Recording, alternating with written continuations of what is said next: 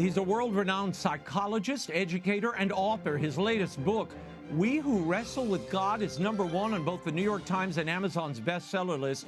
Tonight, Dr. Jordan Peterson talks about the power of biblical stories, today's toxic cultural environment, his wife's religious conversion, and his own personal faith. It's an interview you don't want to miss. The World Over begins right now.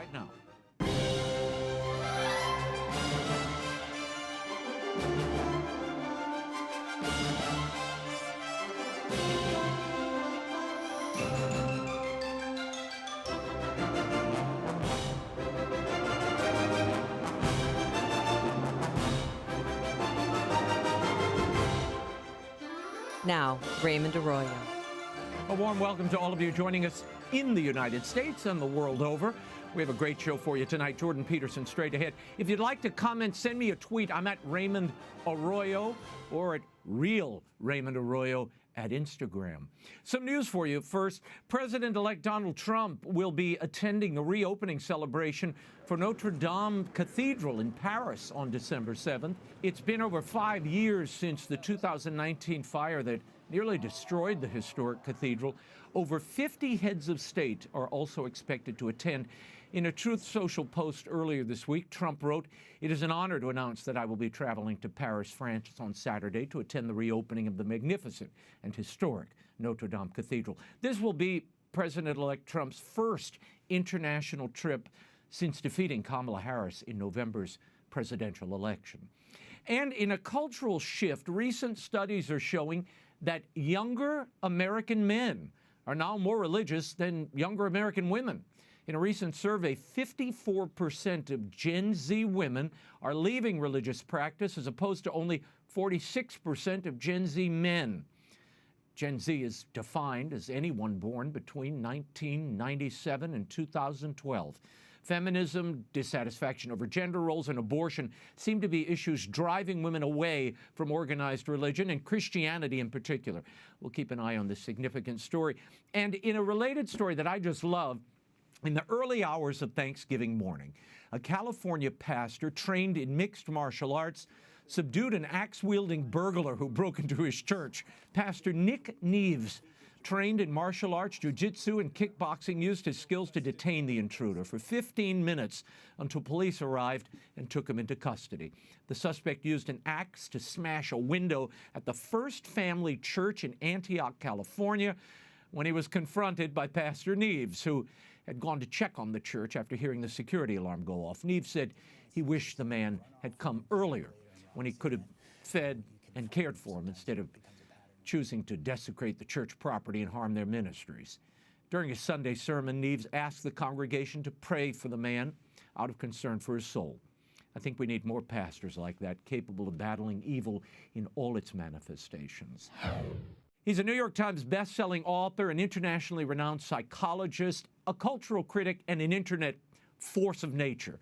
He began stirring controversy and making headlines in his native Canada back in 2016. His videos opposing speech codes went viral, and Jordan Peterson has been a cultural icon ever since. In his latest book, We Who Wrestle with God, Perceptions of the Divine, Jordan Peterson unpacks biblical stories and reveals their cultural and religious importance. I sat down with him recently to discuss the new book, his wife Tammy's miraculous healing and religious conversion, and what faith means to him personally. Here's my exclusive interview with Dr. Jordan Peterson.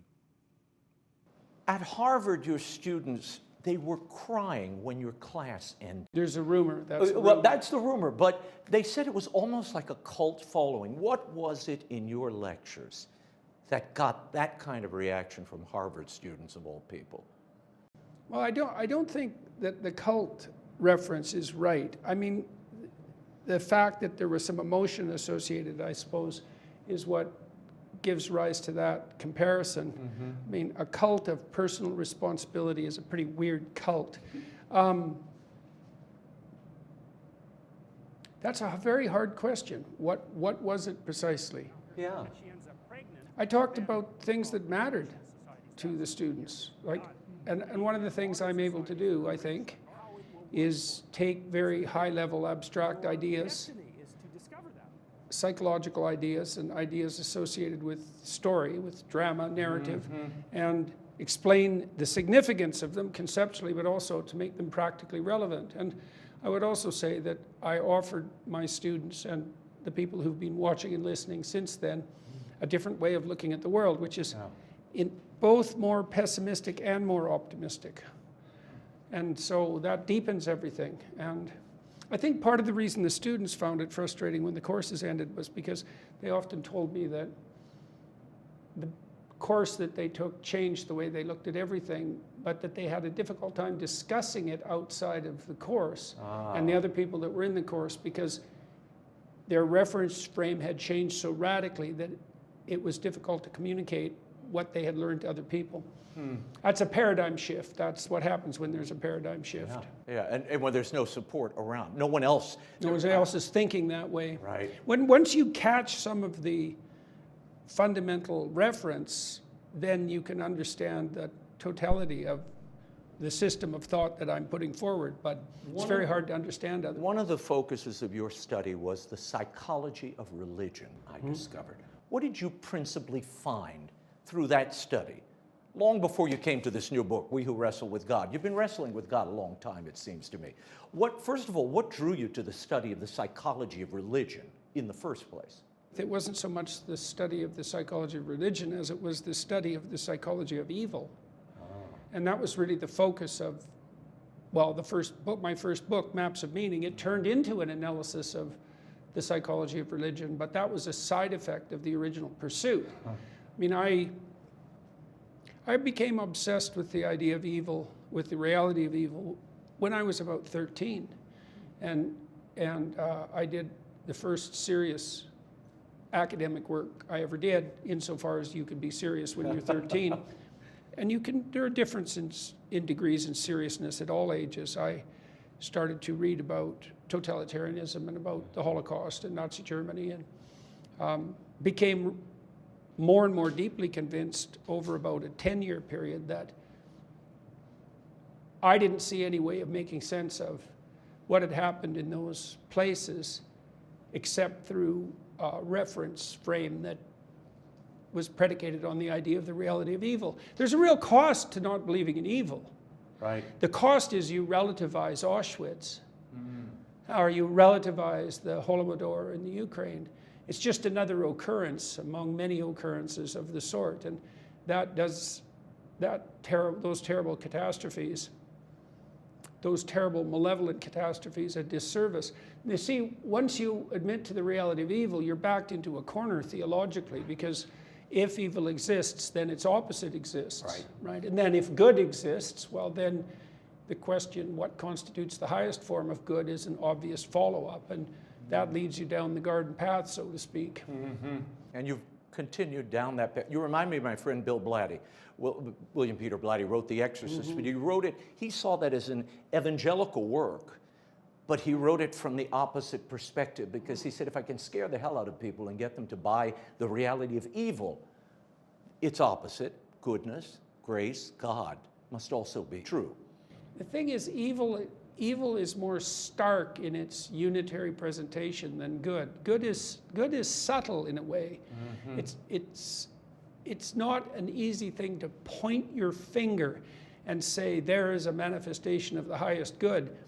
It's comparatively easier, especially from a historical perspective, to point your finger and say, whatever that is, that seems evil. Yeah, definitely. And it's quite, you can't conduct an investigation like that. And I investigated multiple dimensions. It wasn't just the evil that was associated with totalitarianism and, say, mass political belief, but I'm a psychopathologist, a personality psychologist, and a clinical psychologist, and so I was very interested in the lower reaches of criminal evil too, like serial killers and sexual slayers and school shooters and all the things that make you wonder what's going bump in the night exactly, and what's behind all that. How did Jung regard religion? I mean, you are a Jungian psychologist.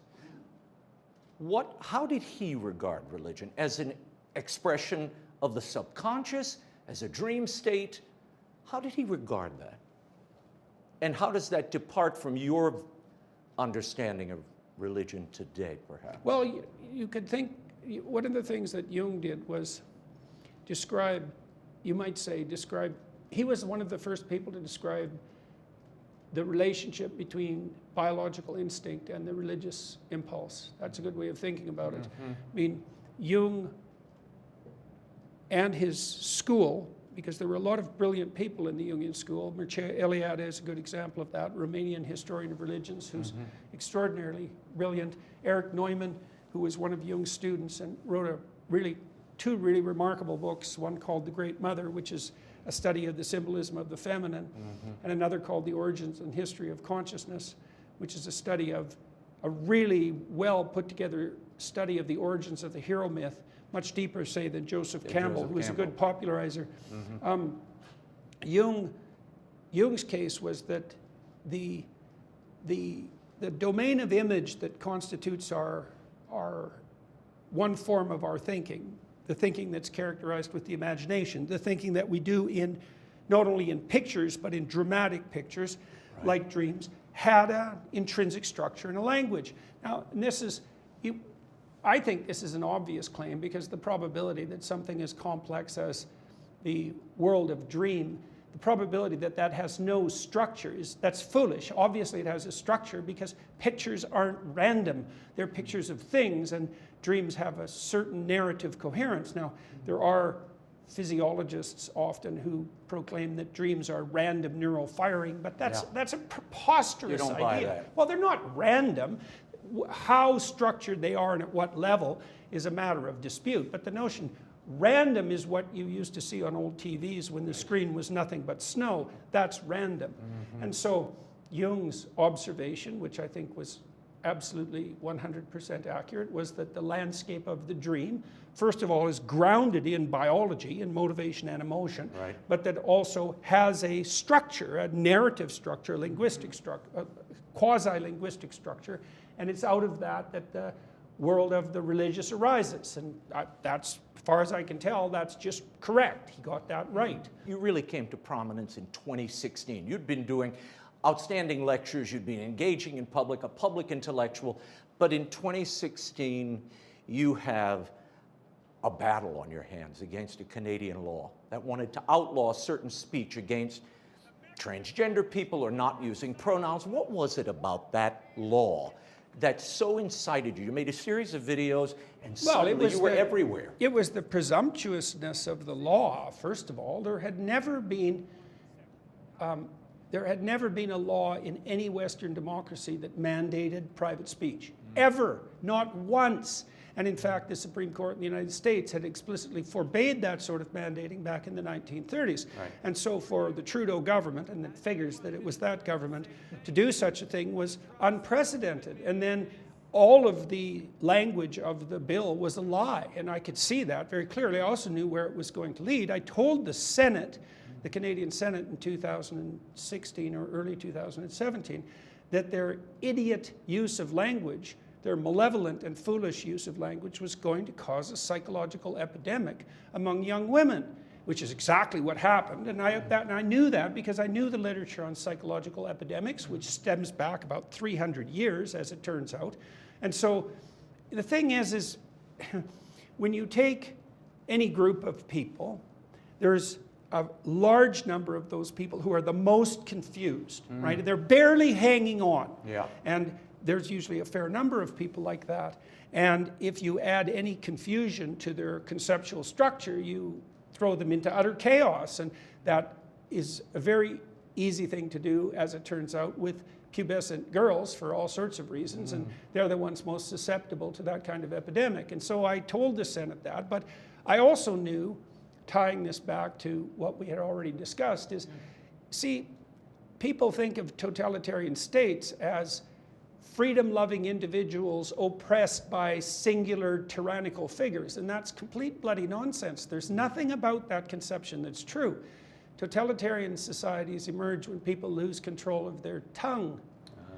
And so I know, and I already knew in 2016, long before that, that there isn't anything worse that can happen to you than to lose control of your tongue.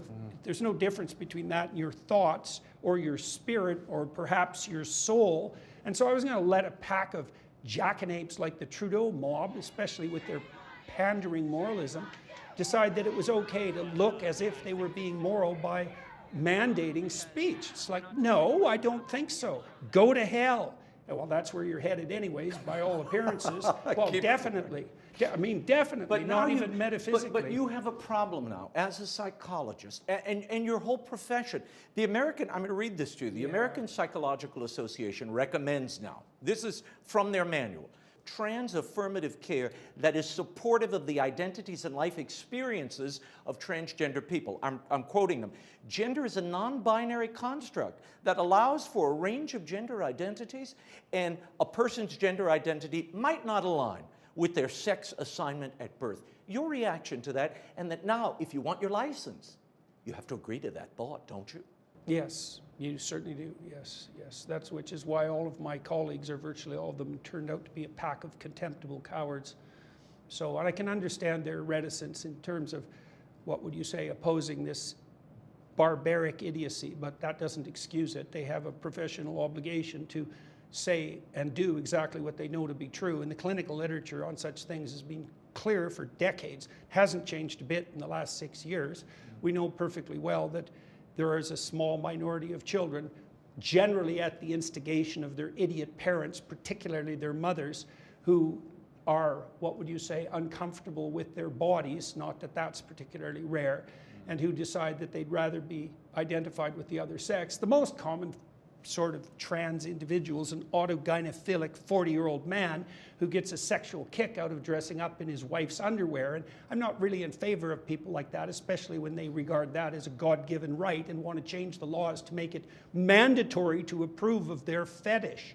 And all the psychologists know this, make no mistake about it, if they were trained in any manner that constitutes, what would you call it, genuine professional training. They know, first of all, that almost all the children who are so-called gender dysphoric desist on their own recognizance by the time they're 18. The desistance rate is at least 90%, and the proper course of treatment is leave them the hell alone. It certainly isn't prescribe them puberty blockers and hormonally transfer them on the way to the worst kind of barbaric surgery that's been conducted on anyone since the Nazi atrocities in the mid-1940s. The American Psychological Association, to call them contemptible is to say barely anything. Sickening. And the American Medical Association is just as bad. They took all this advice from these groups of activists, W-path activists, posing as scientists. A tiny bit of homework would have indicated that that's precisely what it was. And so the entire profession has been compromised, psychologists and physicians. I consider all of this an interesting backdrop to your book, We Who Wrestle with God, because it really is about your place in the world, God's place in the world, God's place in nature, your place in nature, and how to discover that through these ancient texts. But I want to start with something I read. You can correct me if I'm wrong. Someone said this was not the original title of the book. Yeah, that's wrong. The original wrong. Title was? No, that's wrong. I have no idea where that came from. Okay. We Who Wrestle with Gods? Yeah. No. No, it was never that. No, because... I mean, it would run countercultural. It would run counter to what you're saying here. It's an interesting idea because there are polytheistic impulses in our culture, and one of the existential realities that we do wrestle with is the fact that there are many powerful forces pulling us in many directions. But we who wrestle with God, that's the meaning of the word Israel, and that's where the title came from. So, why did you restrict yourself to the Old Testament? Just the Old Testament? Oh, I didn't. The book I wrote's 3 times that long. So there's it more just coming. was too long. Yeah. There's another book coming that includes the story of Job and the story of the Passion. This is very Jungian as I read it. You've got the Brothers Grimm, Pinocchio, Lion King, Harry Potter, all being invoked side by side with Moses and Elijah. Tell me about that technique. Now, we see that in your first book, in Maps of Meaning as well, where you spent a lot of time with Pinocchio particularly. Give me a sense of why you thought that was important now. Well, this is also something that critics of the book have objected to, particularly those on the illiterate left, I suppose. If you're interested in psychological phenomena, you have to notice when you see one. And certainly the phenomena that arose around the Harry Potter series is worthy of commentary from a psychological perspective. I mean, that body of work made a poverty-stricken author richer than the Queen. It was her work was a major proportion of Great Britain's gross GDP. domestic product. Right, so like if you're a psychologist or a thinker, maybe you should pay attention to that. Or you could say, well, it's just entertainment. It's like, you're a fool. Why is it entertaining? Why is it entertaining? Because it speaks and it resonates with the stories that have always Well, been. that's the question. And that's really the story you're telling. Well, if a story didn't resonate, why would anyone be interested in it? And so it's not a matter of obsession with pop culture to note that certain stories take possession of a culture. Well, the Harry Potter story it's a Christian drama, obviously. I mean, you don't have to be particularly deep to appreciate that. I mean, if Voldemort isn't Satan, well, who is he? He's serpentine even. I mean, what sort of hint do you need? And part of the reason that the Harry Potter stories became so popular is because they fill a void. They fill part of the void that's left by the partial demise of Christianity. Yeah. And the superhero movies do the same thing. Yeah, I've heard you say this, and I love this observation. When you drop religion, you can't drop it. Other things fill the void. Politics, cosplay, comic books, these other things rush in to kind of fill that, what we're wired to be and do and are. Well, and often things rush in that you don't want to have rush in. I mean, here's an example that we might draw from the book. So the historian of religion, Mircea Eliade, noted when contemplating Nietzsche's doctrine that God was dead, right? God was dead and we had killed him. And Nietzsche went on to observe that we would never find enough water to wash away the blood.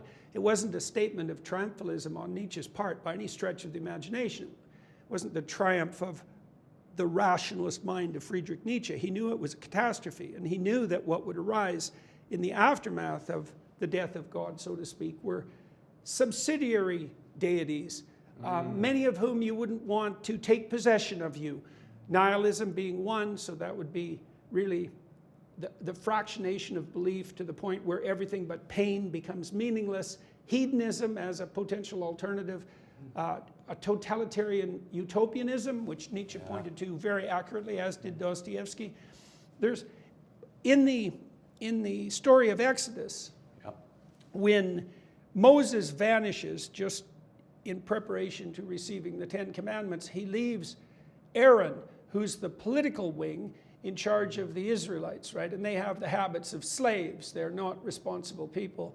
And in consequence, they turn to a kind of hedonistic populism, which is exactly what happens when they worship the golden calf. And so, and they immediately engage in the kind of drunken orgies that make them laughing stocks to their enemies. And maybe anyone who has any sense might be able to see parallels with our modern culture in that regard. What the observation was thousands of years ago, that when the highest, so Moses has departed, which means that the connection between the Israelites and what's properly at the pinnacle has disappeared. Right. So now the political serves the hedonistic. That's the moral of the story. And of course it does, because if there's no sophisticated uniting principle organizing your society, why wouldn't you devolve into everybody gets what they want right now, regardless of the consequences, which is exactly what happens with the golden calf. So we've known this for a very long time. I love how you draw out contemporary lessons from these ancient stories, and in the telling, I would argue, by bringing on those pop culture references, you're giving modern audiences a road into these stories, and bells go off where they see, oh, I know where J.K. Rowling got that from, or where Pinocchio came. That's what this is. It's serving this original story, this foundational story. Tell me about Elijah. You spend a lot of time in this book on Elijah and how Elijah, the prophet, the first major prophet, how he is key to our understanding not only of our relationship on earth, but our relationship to God and God to man. Well, so one of the characteristics of the biblical library, because it is a library, it's a collection of stories, is that it's a collection of stories, each of which provides a different characterization of God, or you could say a different definition, because one of the questions that a wise person might have about the religious, especially in relationship to God, is just exactly what or who are we talking about? And the biblical answer to that is complex, because God as the complex opposite of evil, let's say, is a character who can only be characterized by illustration or example, and example of multiple types. So for example, in the story of Noah, God is the voice that calls to the wise to prepare when trouble is brewing. And then you might ask yourself, well, do you believe in that? And the answer is, well, if you're wise and you have an intuition that trouble is brewing, do you hearken to that intuition and prepare? And if the answer is yes, then you believe in it. Now, the Bible insists that that voice is the same as the voice that comes to Abraham, say, although the voice that comes to Abraham is the voice that calls to adventure. Right. And so I love how you set him up as the Abraham and the call to adventure. Yeah. That this is a huge adventure, and it's a family adventure. It's a sacrificial adventure. Tell us about that. Well, let's go back to Elijah. When Christ is transfigured on the mountain, two prophets appear with him, right? Moses, well, that's understandable. And Elijah, well, that's a lot more difficult, because Elijah, compared to Moses, at least in terms of length of text devoted to him, is a much more minor character. Right. And the story is more archaic and more subtle. But there's something very remarkable about the story of Elijah, even from the perspective, you might say, of evolutionary biology, evolutionary cognitive biology, because Elijah is the prophet who sets himself up against the nature worshippers, right? So he battles with the prophets of Baal, and Baal is a nature god. Now, we've reverted to nature worship in the modern world. The whole modern environmentalist movement is nature worship. And we could go into why that's pathological. It's pathological not least because children generally end up sacrificed to nature gods, which is exactly what we're doing right now, by the way. But Elijah sets himself up against Baal, against the prophets of Baal, and he emerges as victorious. And he's persecuted because of that by Jezebel, who's the evil queen who is on the side of the nature worshippers, right? Aligning the feminine in its pathological mode of being with nature worship, which is also something that's happening now. One of the realizations that Elijah has, given that he's not a worshiper of nature, is the nature of the God that isn't a nature God. So Elijah, when he's hiding out in a cave after being chased away by Jezebel, fearing for his life, and he observes a thunderstorm and an earthquake and essentially a hurricane or a tornado, these massive manifestations of nature, which are awe-inspiring, and which you could imagine have their roots in like a divine natural energy.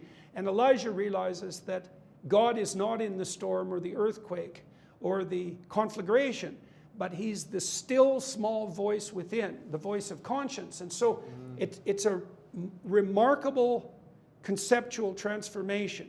First of all, because the voice of conscience isn't something that commands. It's something that suggests, right?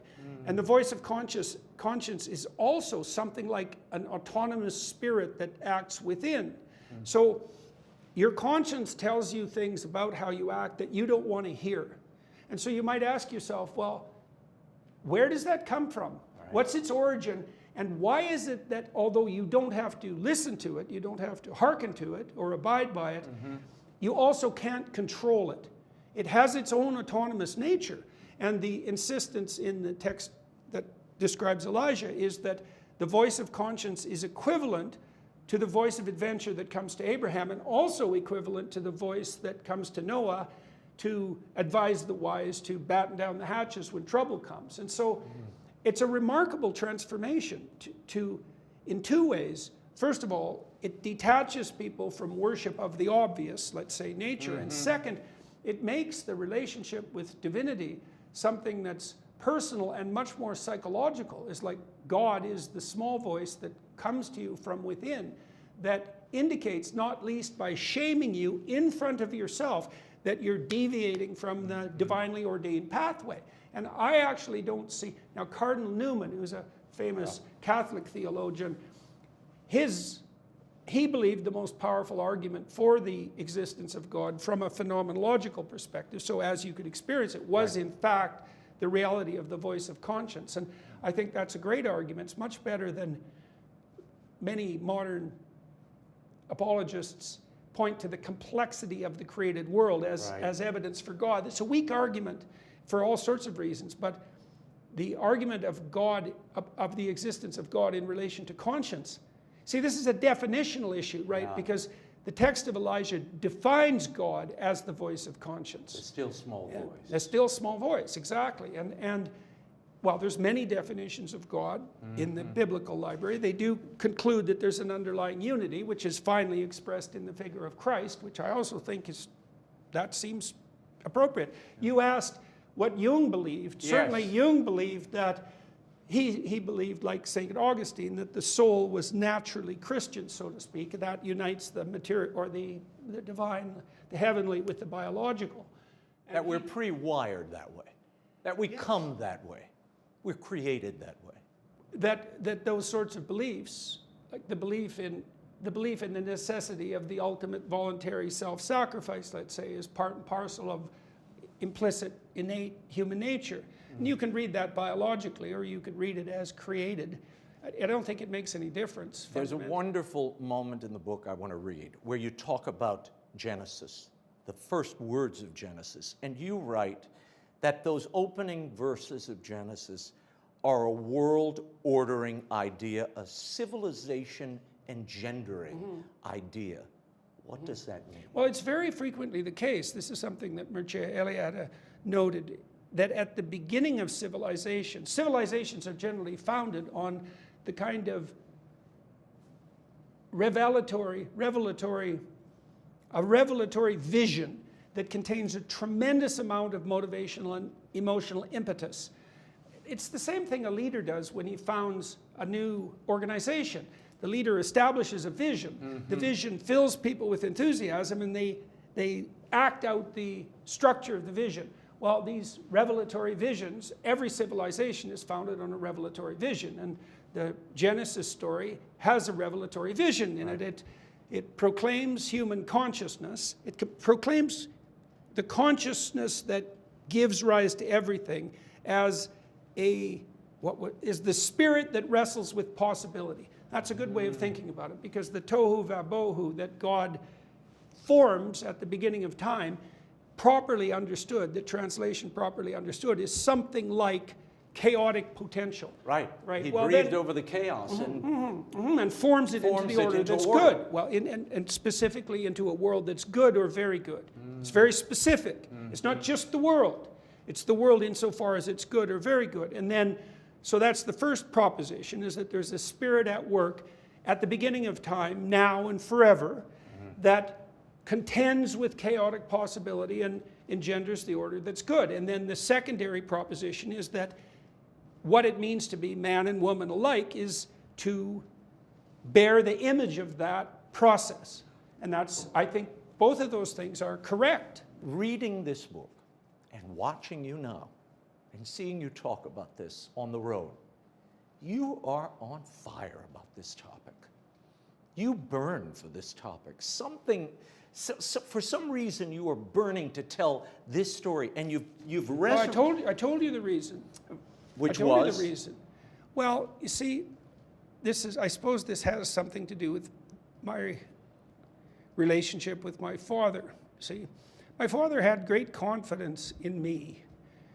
He really imbued me with a particular kind of confidence when I was a kid, a small kid, like little, 2 to 4 or 5. And you lost your dad this year. Yes, I did. A professor, and I know very close to you. Yeah. Well, Dad had my back, but now that's not exactly right. Dad was very much behind me insofar as I was trying to do the right thing. So that's a much better way of thinking about it.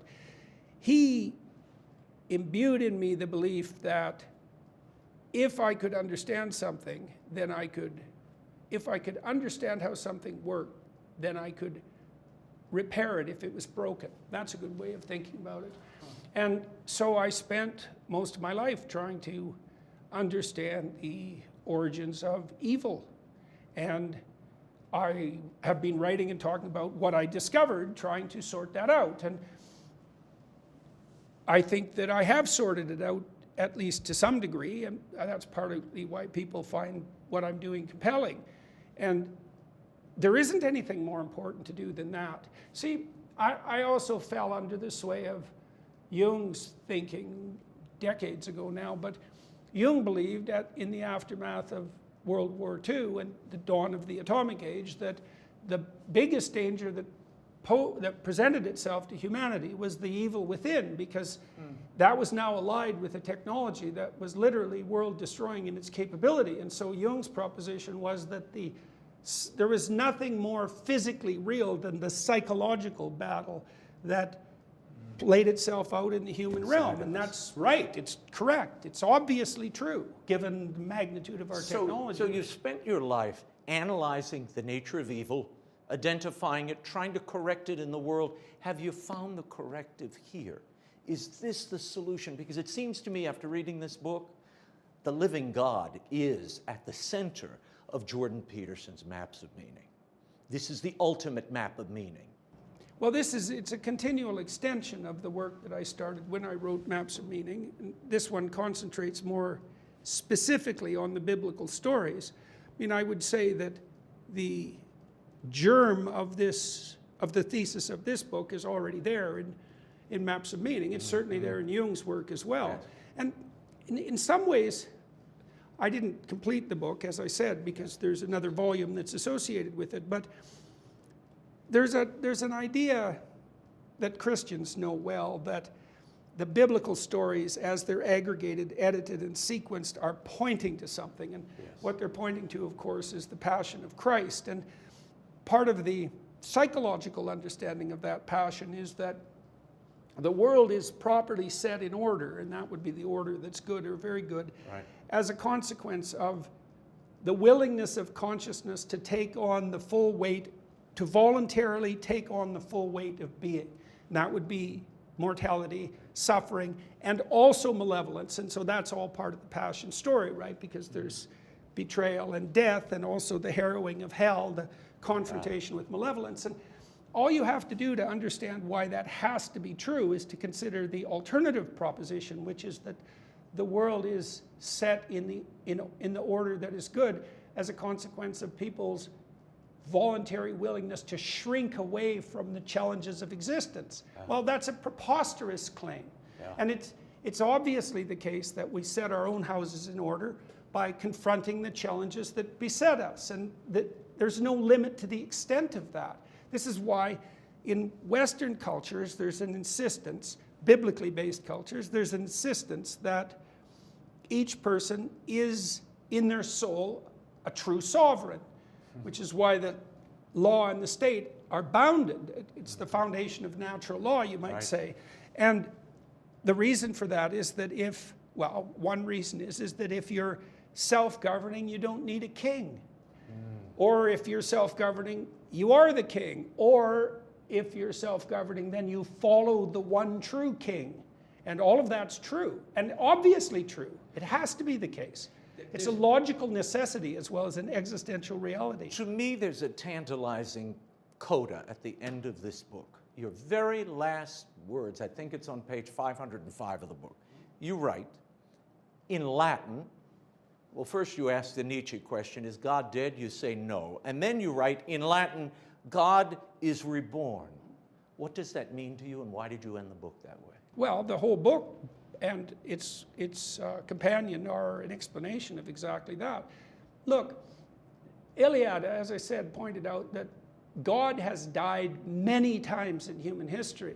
Like, it's the presumption of the Enlightenment West that people were superstitiously religious until the Enlightenment struck, and then we realized the foolishness of our superstitious preoccupations and the fantasy world that we lived in, and we dispensed with the idea of the transcendent, and now we're all empiricists and scientists, is that God has died many times in human history and been reborn, many, many times. And you see that in the Exodus story when Moses disappears, the voice of the prophet, and the people fall into hedonistic golden calf worship. It's exactly the same thing. There's no removing, there's no eradicating the central unity that characterizes the human spirit without eradicating the human itself. It's bound to rise again. I pointed out, for example, in the book that you see that motif in the Pinocchio movie, for example, which and people, again, are, what would you say? They're contemptuous of these of that. Yeah, but they're fools. No, it opens doors of understanding, I think. What people are doing when they watch something like an animated movie, especially a masterpiece like Pinocchio, is they're doing something magical. Everyone knows that it's drawings. There's nothing about it that's real, and yet it's gripping. It's gripping enough to evoke emotion. And there are elements of it that people swallow and accept without understanding even that it's a complete bloody mystery that they would do that. So, for example, in one, it's the climax scene of the entire movie, essentially, when Pinocchio finds his father languishing in the belly of a whale. And that's a death of God motif.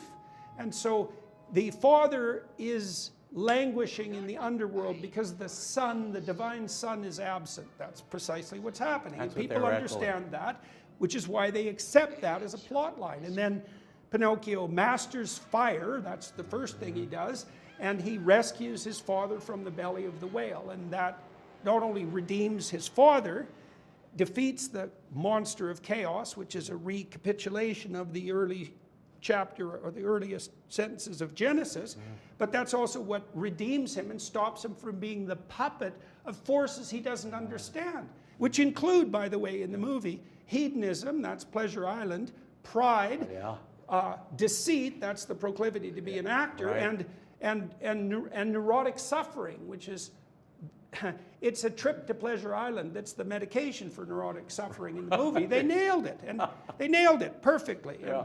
But you know what your critics will say? Your critics will say Jordan Peterson is reducing or putting the Bible, these ancient beloved stories that many Christians believe are true, that you're putting them on the same plane as a fairy tale.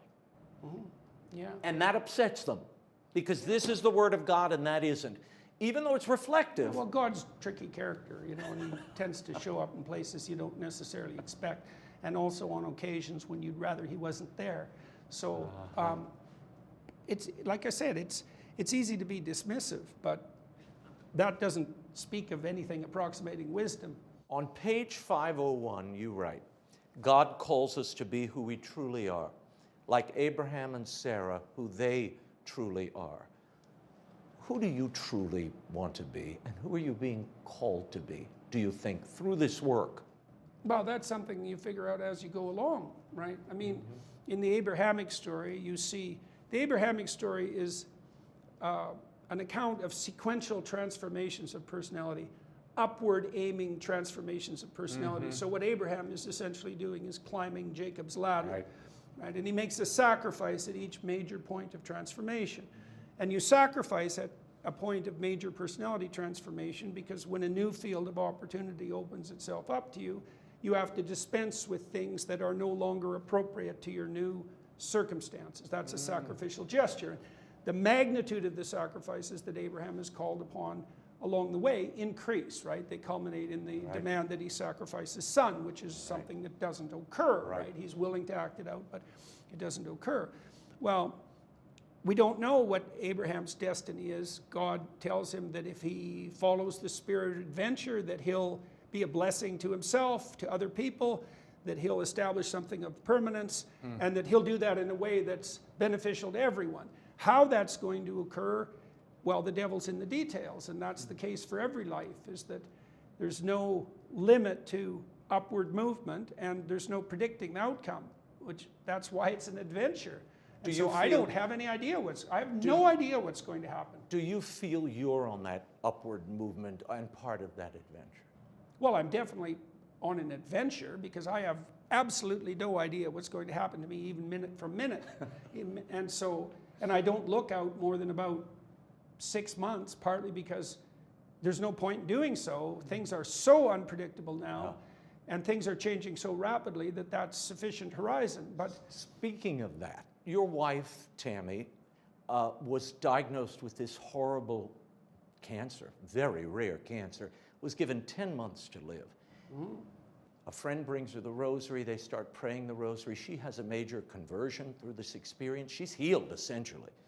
yeah, And looks like it. It looks like it. And she tells your son at one point, you know, the doctor, he's a man and he has his opinion. Maybe he's right, maybe he's not right. The only way to know is God, because God will decide when I die. Did that and her example of trust change your vision of faith at all, or deepen it? I don't know if it was exactly trust. It's a funny way of thinking about it. It's not like Tammy, see, it depends on Well, she's trusting God, Jordan. well, but either way, you see, that's the thing, is if you're listening to that account casually, you'd think that Tammy would have trusted God to heal her, let's say. That isn't what happened. What happened to her was that she was willing to aim up regardless of the outcome, and willing to let that go wherever it was going to go. And that could mean that her life continued. It could mean that it didn't. It didn't matter. And so one of the things that was remarkable about the way that she conducted herself while she was ill, and mortally ill as far as we were all concerned, was that she conducted herself in an exemplary manner. And that was the miracle.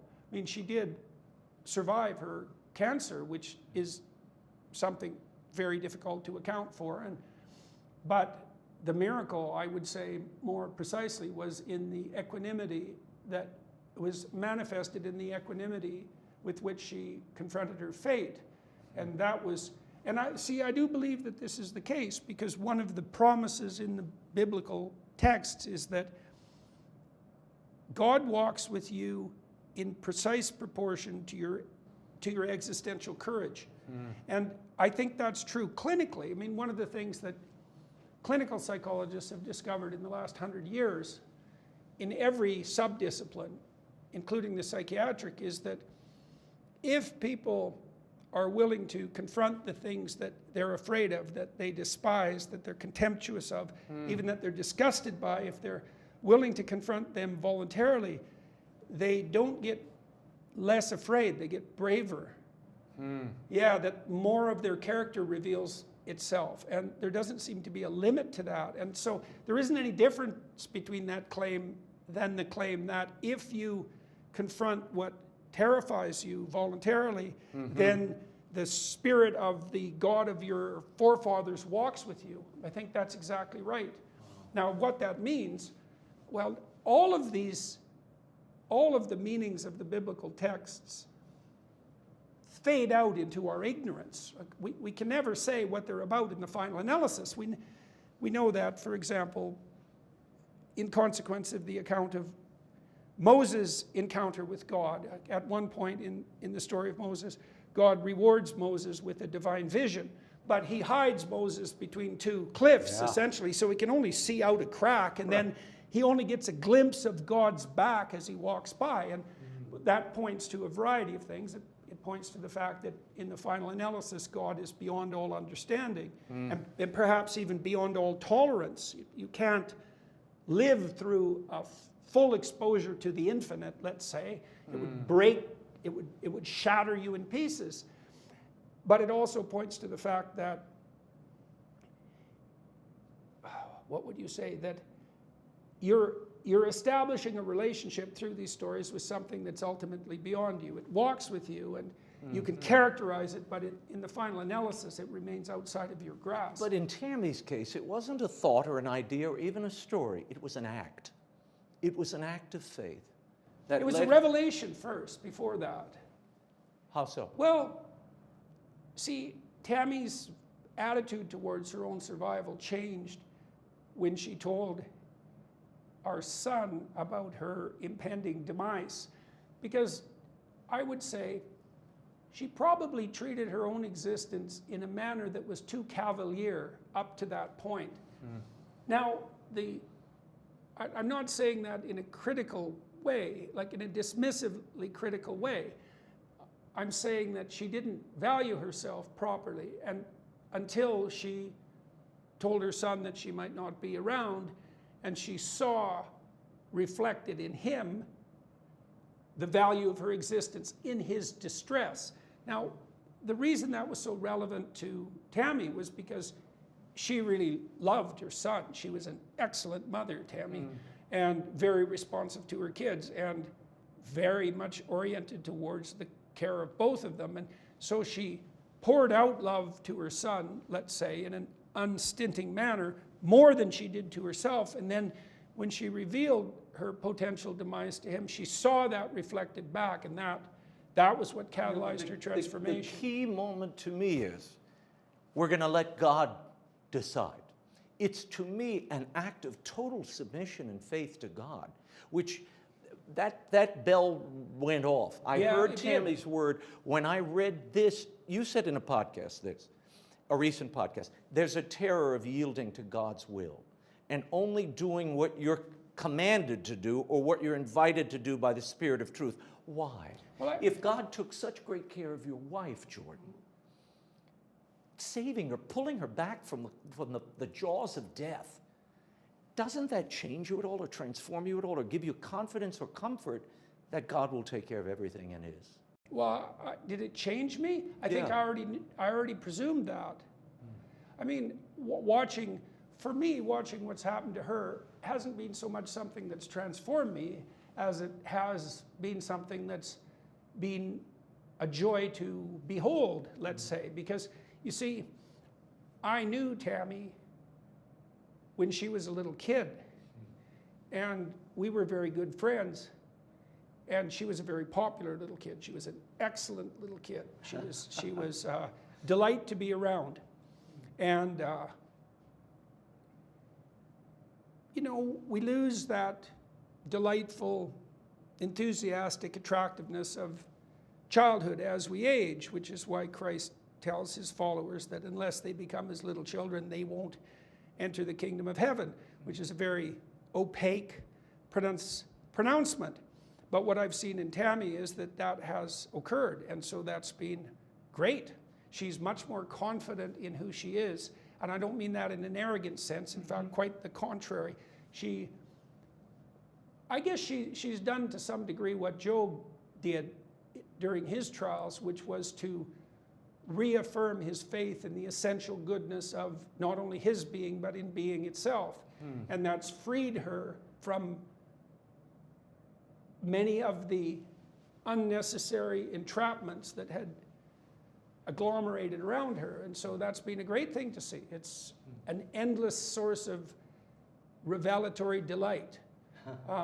I think that's the major part of the transformation, because, see, we've talked a lot about what happened to her too, and she'd also been on tour with me by the time she had that experience for 200 or 300 lectures and had listened to all of them, and that also had its effect. And so many things came together in this experience that she had and in its aftermath. And I mean, she also worked on what had been revealed to her for like 3 years, sorting it out in her imagination, a tremendous amount of detailed work.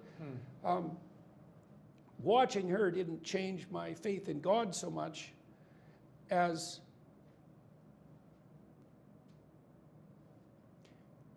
well, I already had a deep love for my wife, but it's been a wonderful thing to see that the truth has set her free. Right. That's a great thing. If you love someone, you see, when you love someone... The vow you made when you were married, to tell the truth. Always tell the truth. Yeah, well, she had been doing that, but there are depths of truth, right? There are layers of truth, just like there are layers of falsehood, and it's very difficult to get to the truth itself. That's for sure. It's a journey into Dante's Inferno. Absolutely, 100%. And so that's a very difficult thing to undertake. But she's done that very forthrightly, and it's been nothing but good for her. And it's a wonderful thing to see. And so now, has that increased my faith in God? Yes. Well, like I said, it was already there to a large degree. I mean, I had decided a long, long time ago, like in 1985, that I was going to see where pursuit of the truth might take me. I've been doing that for a long time. Even if it led you to God. Well, I think that the decision to let truth take you where it will is the decision to put yourself in the hands of the Spirit that bloweth where it listeth, right? That's the same thing.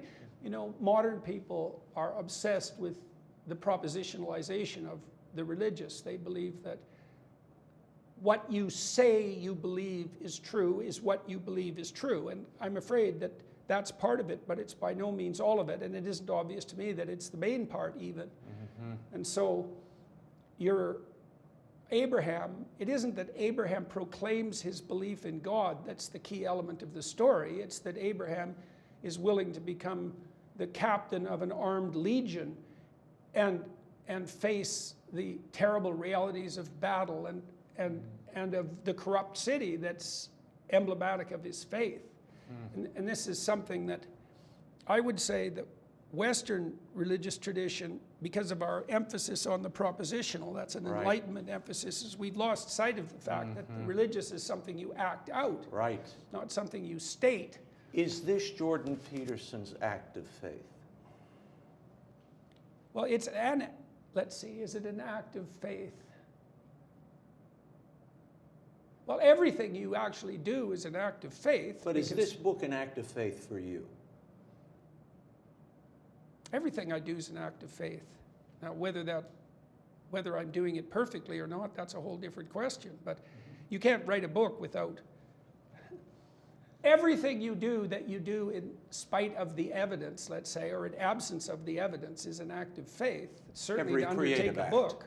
Well, when you get married, it's an act of faith, because what the hell do you know? When you take on a new job, well, you don't know anything about what it's going to be like to be married. It's true. You don't know what's going to happen when you take on a new job, or when you move to a new city, or when you make a new friend, or when you start a new business. All of those things are done in the spirit of faith in the unknown, unless you're being manipulative and deceitful, in which case you just have faith in manipulation and deceit. So you're stuck with faith. Every being that's ignorant is stuck with faith, clearly, because you don't have the evidence at hand. Well, I am delighted you had the faith in us to do this interview. It's been a delight. Thank you very much for coming. I wish we could do another hour. It's awesome. And the book, We Who Wrestle with God, we'll keep wrestling. Yes, well, good luck with that. Well, this is a good start. We Who Wrestle with God, Perceptions of the Divine by Dr. Jordan Peterson is available now at bookstores everywhere and online. What a conversation, an incredible, brilliant mind. And with Advent already upon us, my Christmas album, Christmas Merry and Bright, is available wherever music is sold and at the EWTN catalog. It's a wonderful way to bring cheer and rhythmic hope to your Christmas celebrations. And my books, The Spider Who Saved Christmas and The Wise Men Who Found Christmas, are also available at the EWTN catalog and wherever you get your books. They're wonderful stories to read aloud as a family, and I know they'll enrich your holidays in incredible ways. That's all the time we have for now, but be sure to catch us next week. Until then, we'll be scouting the world over for all that is seen and unseen. On behalf of the staff and crew of EWTN News, thank you for watching. I'm Raymond Arroyo. Bye now.